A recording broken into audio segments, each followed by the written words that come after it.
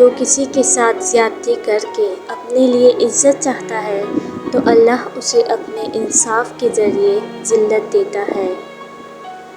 بھروسہ صرف رب کی ذات پر کرو، لوگوں کا کیا ہے، چھوڑ جاتے ہیں یا توڑ جاتے ہیں۔ انسان بڑی دلچسپ مخلوق ہے، یہ جانور کو مصیبت میں دیکھ کر برداشت نہیں کر سکتا، لیکن انسان کو مصیبت میں دیکھ کر خوش ہوتا ہے۔ ہر انسان کو یہ فکر تو ہے کہ میرے مرنے کے بعد میری اولاد کا کیا ہوگا، لیکن کسی کو یہ فکر نہیں کہ میرے مرنے کے بعد میرا کیا ہوگا۔ ہم زندہ بندے کو روٹی تو نہیں دیتے، مگر مرے ہوئے کے نام پر دیگیں دیتے ہیں۔ اصل توکل تو یہ ہے کہ آدمی اللہ کے سوا کسی سے امید نہ رکھے۔ جب گھریلو فیصلے کرنے کے لیے باہر کے بندے کی ضرورت پڑ جائے تو سمجھ لیں کہ آپ کا خاندان تباہ ہو چکا ہے۔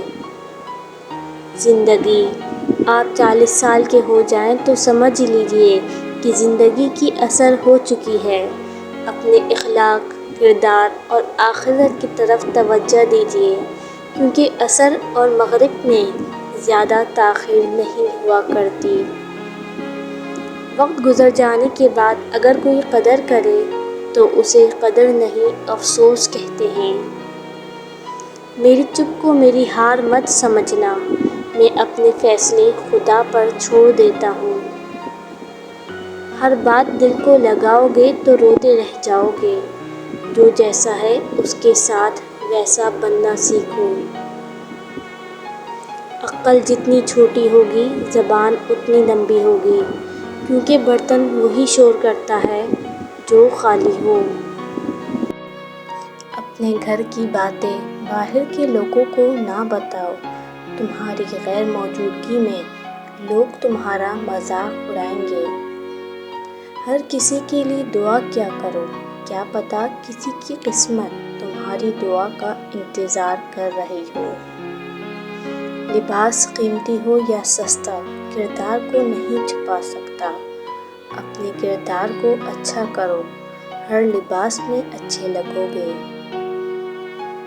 لوگ جب آپ کو سمجھ نہیں پاتے تو آپ کو غلط قرار دے دیتے ہیں۔ سچے انسان کو ہمیشہ جھوٹے انسان سے زیادہ صفائیاں دینی۔ شیخ سعدی رحمۃ اللہ علیہ: تعریف کرنا اور کروانا بھی ایک قسم کا شرک کی مانند ہے، کیونکہ سب تعریفوں کا مالک اللہ ہے اور سب تعریفیں اس کے لیے ہیں۔ لوگوں پر جتنا اعتبار بھی ہو، ان پر اپنی زندگی کے کمروں میں سے صرف مہمانوں والا کمرہ ہی کھولو۔ ممکن کام تو ہر کوئی کر لیتا ہے، تمہیں ناممکن کو ممکن بنانا ہے۔ وقت بڑی کمال کی چیز ہے، جوانی کا لالچ دے کر بچپن چھین لیتا ہے اور پیسوں کا لالچ دے کر جوانی چھین لیتا ہے۔ میں جانتا ہوں کہ میں کچھ تو ہوں، کیونکہ میرا رب کوئی بھی چیز بیکار نہیں بناتا۔